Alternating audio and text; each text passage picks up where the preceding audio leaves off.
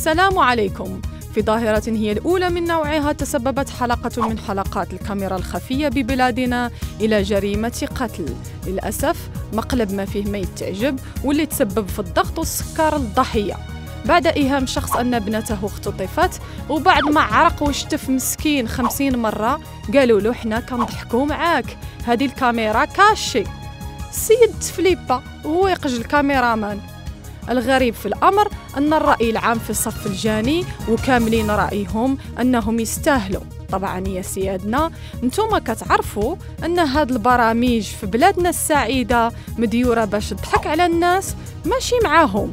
المهم اللي جات فيه الدقة راه جات، واللي كان وعلى الله الضحية يتمكن من ضبط الأعصاب ديالو ويتمالك نفسه، لأن عنده وليدات يفكر فيهم، وما تنساش ربي غادي ينتقم منهم.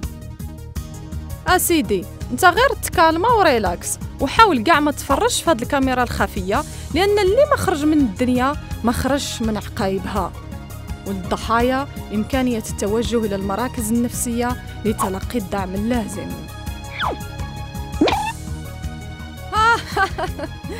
ما كاين لا دعم لا هم لا يحزنون، اللي جات فيه مشى مسكين.